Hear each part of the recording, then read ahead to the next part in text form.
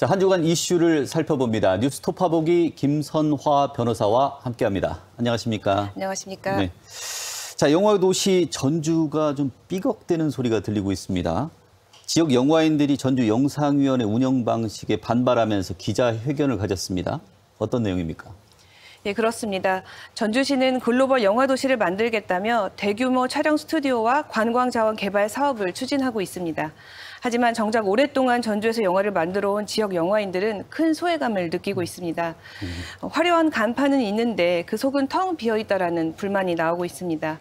이 때문에 60명이 넘는 영화인들이 전주 영상위원회 운영 방식에 반발하며 집단 행동에 나선 것입니다. 영화인들이 구체적으로 어떤 점에서 좀 소외를 받고 있다고 얘기를 하고 있는 건가요? 예, 가장 큰 문제는 지원 사업이 끊기거나 지원이 지역 영화인들에게 돌아가지 않았다는 겁니다.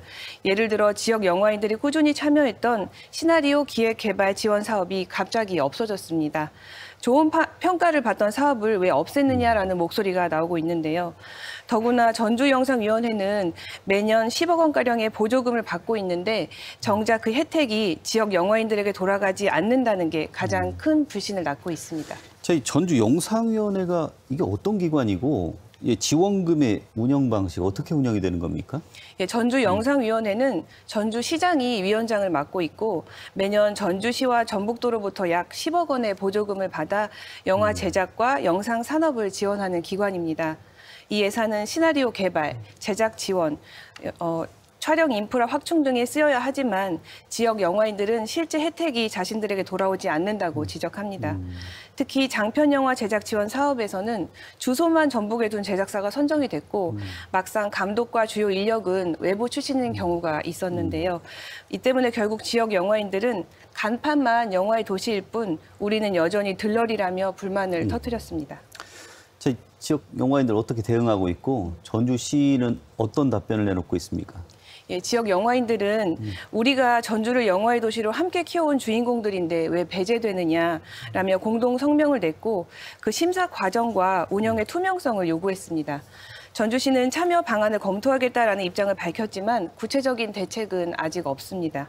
한편 지원을 받은 영화인들 일부는 엄정한 심사를 거쳐 지원을 받은 건데 마치 특혜처럼 비춰지는 것은 부당하다라며 반박 성명을 내기도 했습니다.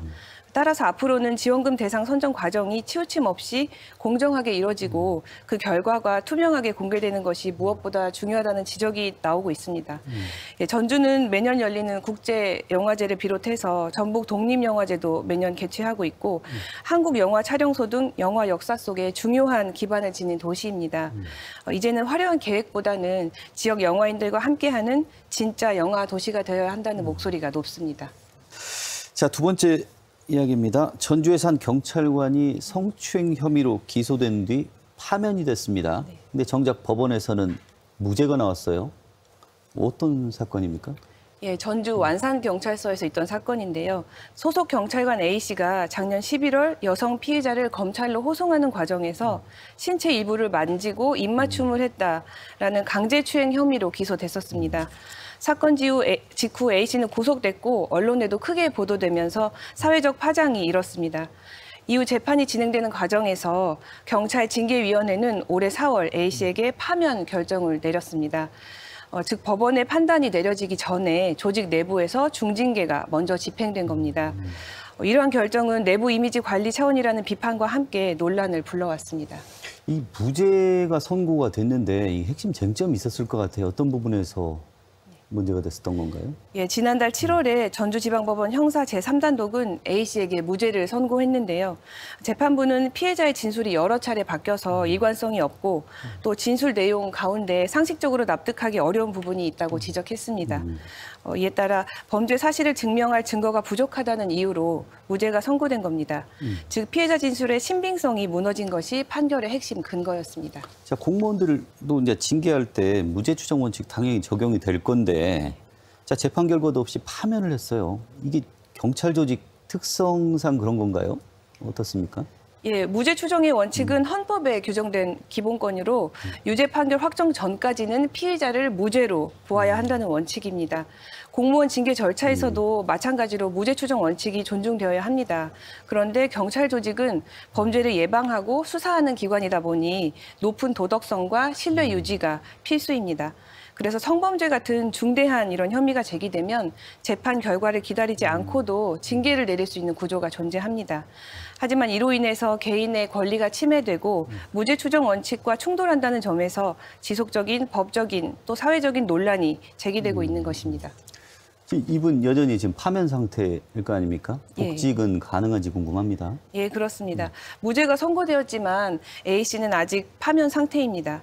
A씨는 지금 파면 취소를 요구하면서 소청 심사를 청구했고 소청위원회에서 징계가 부당하다고 인정될 경우에 원직에 복귀할 수 있습니다.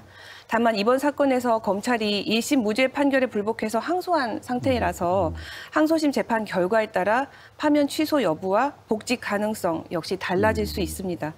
최종적으로는 항소심 판결이 소청 심사의 결과에 작용해서 A씨의 신분 회복 여부가 결정될 것으로 보입니다. 자, 지금 경찰들 내부에서도 관련해서 이제 직장 협의회에서도 문제 제기를 하고 좀 나서고 있는 것으로 알고 있는데 경찰 내부에서는 어떤 얘기들, 이거 어떤 식으로 바라보고 있는 건지 궁금합니다. 예, 전국 경찰 직장 협의회는 이번 사건을 두고 강하게 문제를 제기했습니다.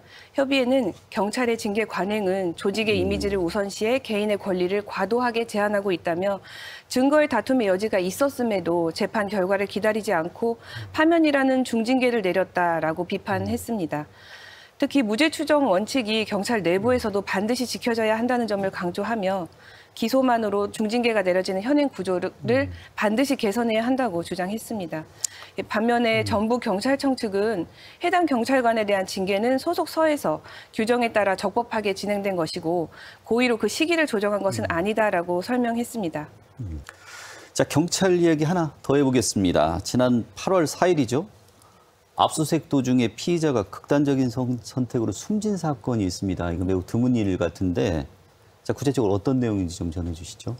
예, 지난 8월 4일에 대전광역시에서 일어난 사건인데요. 특정 경제범죄 가중처벌법 위반 혐의를 받던 60대 A씨의 자택에서 경찰의 압수수색이 진행됐습니다. 그런데 수색 과정에서 A씨가 스스로 투신해 숨지는 사건이 발생했습니다. 이 사건은 압수수색 절차 도중에 피해자의 극단적 선택으로 이어진 사례로 경찰 수사의 적절성이 도마 위에 올랐습니다. 피해자가 수사 과정에서 사망하는 사건은 드문 일인 만큼 사회적 파장이 일었습니다. 사건 직후에 지금 해당 경찰들, 수사관들을 대상으로 감찰 조사에 나선 것으로 알고 있습니다. 예, 사건 직후에 전북경찰청은 감찰 부사가 나서 조사에 착수했습니다. 현재 반부패 경제범죄수사대 소속 팀장을 포함해서 3명의 수사관이 감찰 대상에 올랐습니다. 경찰은 감찰 범위가 확대될 수 있다는 가능성도 언급했는데요.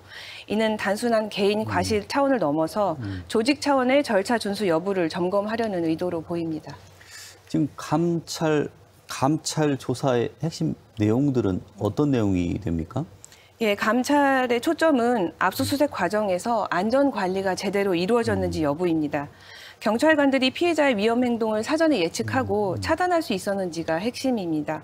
또 절차상 과잉 대응이나 부주의가 있었는지도 들여다보고 있습니다. 즉, 압수수색 과정이 법적 절차와 인권 보장 원칙에 맞게 진행됐는지 전반적으로 점검하는 겁니다. 자, 압수수색은 수사에 꼭 필요한 부분이지만 이런 극단적인 선택으로 생명을 잃는 일까지 좀 발생을 했는데 자, 이번 사건이 우리 사회나 수사기관한테 던지는 의미 뭐라고 보십니까? 예, 이번 사건은 단순한 압수수색 과정에서의 사고가 아니라 강제 수사와 인권 보호의 균형을 다시 생각하게 하는 계기였습니다. 압수수색은 범죄 수사에 꼭 필요한 절차지만 그 순간에도 피해자의 생명과 안전은 가장 먼저 지켜져야 합니다. 만약 절차만 강조되고 안전 관리가 뒤로 밀린다면 수사기관에 대한 신뢰는 무너질 수밖에 없습니다. 그래서 앞으로는 현장에서 극단적 상황을 막을 수 있는 매뉴얼과 제도적 장치가 필수라는 목소리가 높아지고 있습니다. 결국 이 사건은 수사권을 쓰면서 동시에 인권을 어떻게 지킬 것인가라는 오래된 숙제를 우리 사회에 다시 보여주고 있습니다. 자, 오늘 말씀 감사합니다. 자, 이번 주 이슈 점검 뉴스 톱파보기 김선화 변호사였습니다.